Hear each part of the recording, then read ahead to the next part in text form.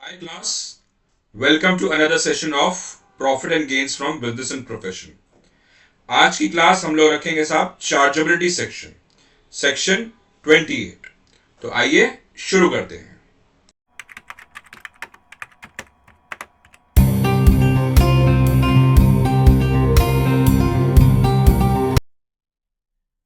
Chargeability section under section 28। तो जो chargeability section है कि पीजीबीपी इनकम या फिर profit and gains from business and profession जो चार्जेबल होगा वो होगा सेक्शन 28 के तहत। सेक्शन 28 में बोला गया है कि this will be charge at जो जो क्या क्या चीजें हैं जो बिजनेस एंड प्रोफेशन में चार्जेबल होगी। Following are the items chargeable to tax as income under the head profit and gains of business and profession। कौन कौन से आइटम्स हैं जो बिजनेस एंड प्रोफेशन में चार्ज होंगे साहब, समझिएगा। सेक्शन 28(1) बड़ा सिंपल सा सेक्शन है। Income arising by way of profit and gains from business and profession carried on by him or at any time during the previous year.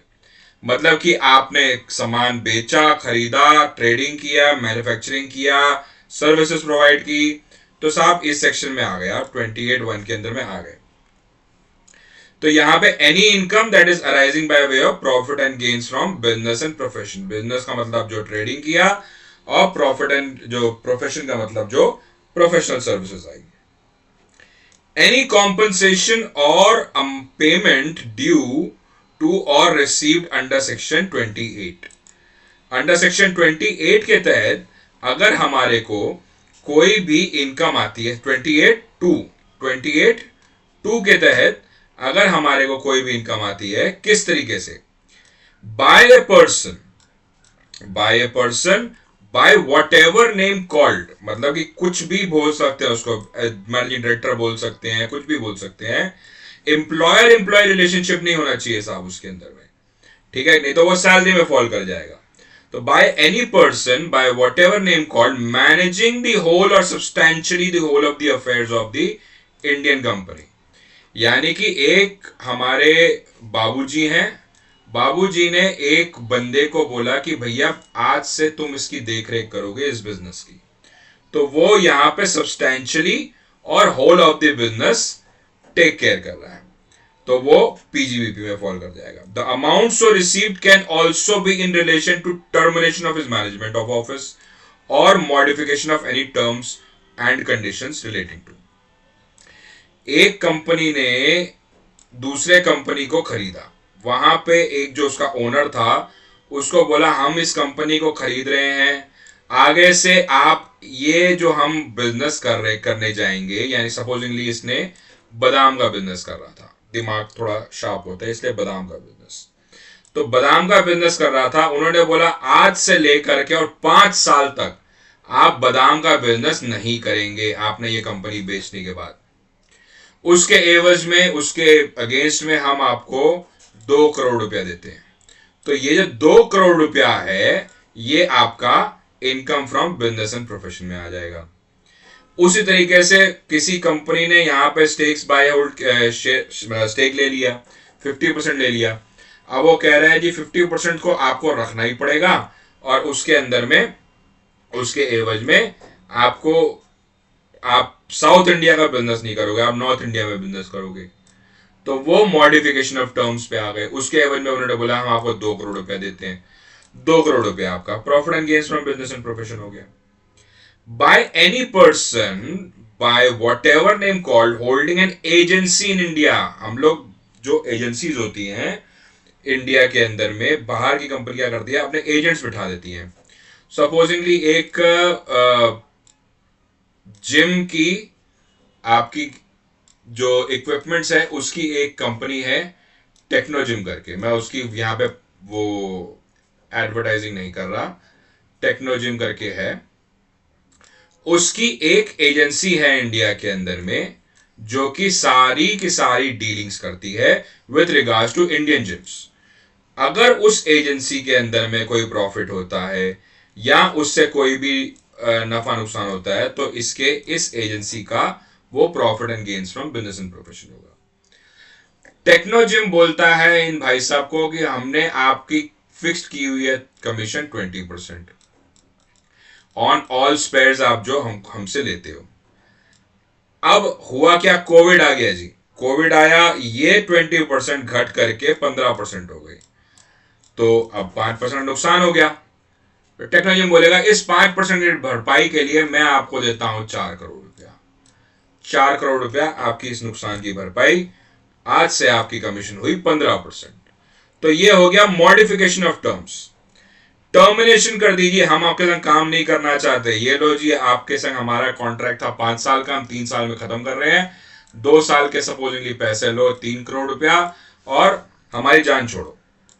तो ये भी बिजनेस एंड प्रोफेशन में आ गया। फिर एनी पर्सन और in connection with the wasting in the government और any corporation owned और controlled by the government under any law for the time being in force. कोई भी गवर्नमेंट, सीधी सीधी बात है, गवर्नमेंट कंपनी हो, कॉर्पोरेशन हो, सीए हो गया, सीए की जो आमदनी होती है वो भी पीजीबीपी में जाएगी। आपकी अदर गवर्नमेंट अथॉरिटीज है, स्टील अथॉरिटी ऑफ इंडिया आ गई आपकी, उन सब की जो इनकम है वो पीजीबीपी में फॉल करेगी। Any person by whatever name called or in connection with termination and modification of the terms of conditions, मतलब कि आपका जो भी टर्म्स एंड कंडीशंस था बिजनेस का, अगर उसमें कोई मॉडिफिकेशन होती है या टर्मिनेशन के ऊपर में आपको कोई पैसा मिलता है, तो वो आपका profit and gains from business and profession में आ जाएगा। ठीक है जी। Income from specified services perform to for its member by trade professional or business. अब क्या होता है सर, ट्रेड एसोसिएशंस हैं हमारे, सेक्शन 28(3) के अंदर में फॉल गया। ट्रेड एसोसिएशंस हैं हमारे, इंडियन चेंबर ऑफ कॉमर्स है, वो अपने मेंबर्स के लिए स्पेशल सर्विसेज प्रोवाइड करते हैं या स्पेशल काम करते हैं, या जो भी सर्विसेज लेते हैं उसके लिए वो मेंबरशिप लेते हैं। तो उस केस में वो जो मेंबरशिप है वो उनकी बिजनेस इनकम हो जाएगी। तो income derive by any trade professional or similar association from specific services rendered by them to its members. अब इंडियन चेंबर ऑफ कॉमर्स तो अपने मेंबर्स के लिए करेगा, पब्लिक एट लास्ट तो करेगा नहीं, तो उनसे मेंबरशिप फीस ले रहा है तो उन्हीं की बेनिफिट की बात करेगा। तो ये यहां पे बोल रहे हैं। It may be noted that this forms an exception to the general principle governing the assessment of income of mutual association such as chamber of commerce, stock broker association. मतलब कहने का भाव है कि ICC, Indian chamber of commerce, ठीक है, कोई एक स्पेसिफिक सर्विसेज दे रहा है अपने मेंबर्स को, से सपोजिंगली वो एक इंफॉर्मेशन दे रहा है अपने मेंबर्स को कि फलानी कंपनी के शेयर्स बढ़ते हैं, वैसे देता नहीं है, एग्जांपल हाइपोथेटिकली कि शेयर्स बढ़ रहे हैं तो ये सारे बाय करने चले जाएंगे शेयर्स को। तो ये स्पेसिफिकली अपने मेंबर्स को ही दे रहा है, मेंबर्स को ही दे रहा है।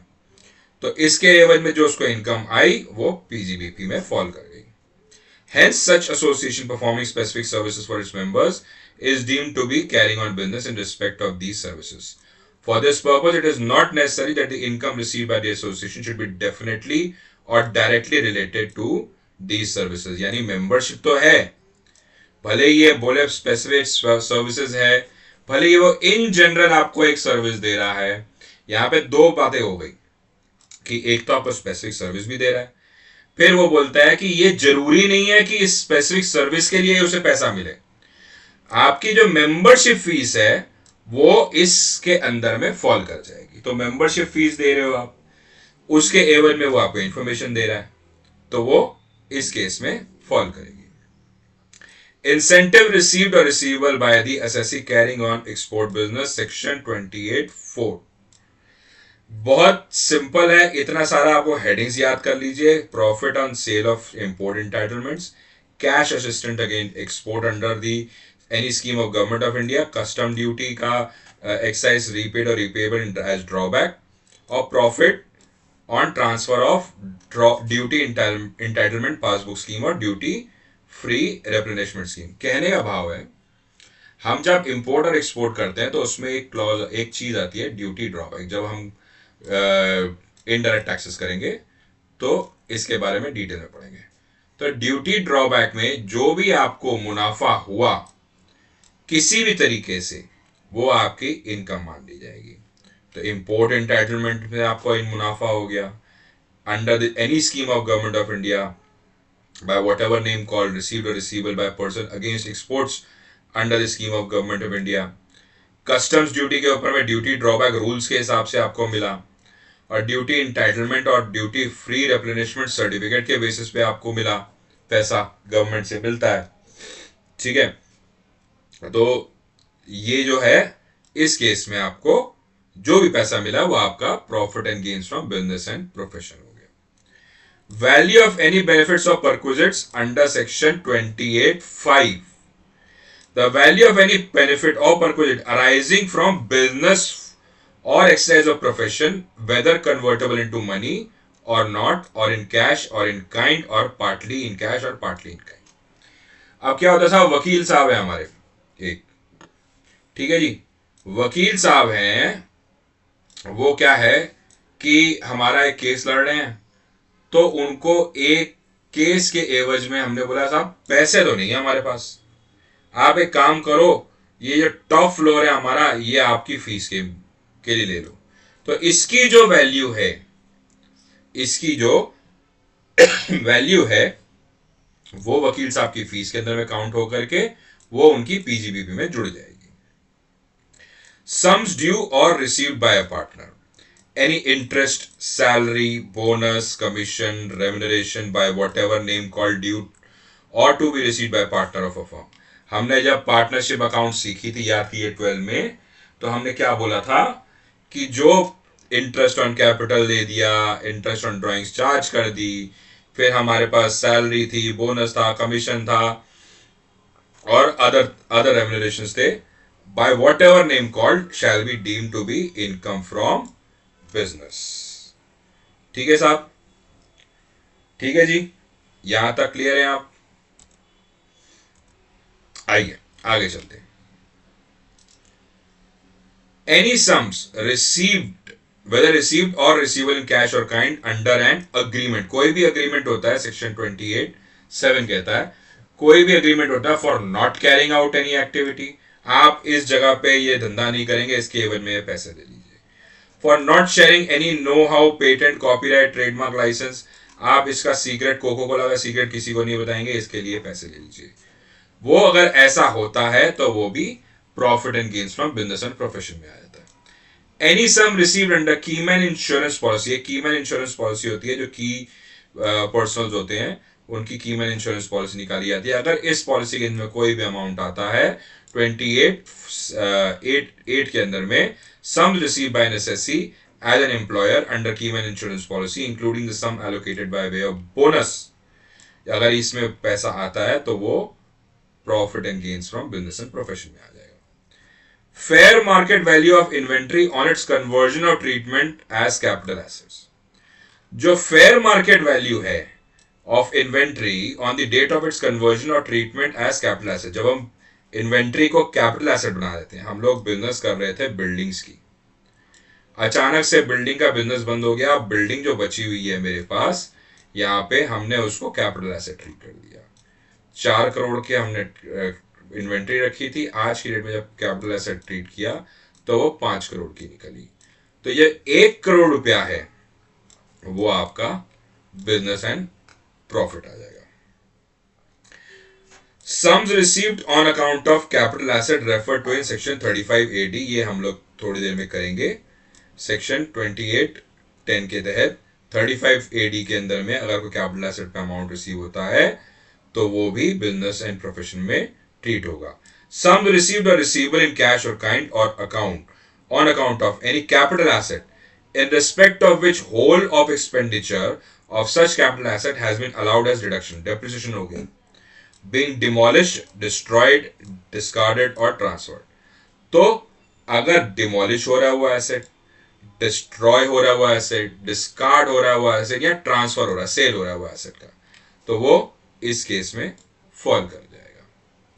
तो साहब, सर, मैम, आज की क्लास यहीं तक थी. अगली क्लास में मिलेंगे हम with more on profit and gains on business and profession. Till then, please subscribe to my channel and have a nice day. Bye.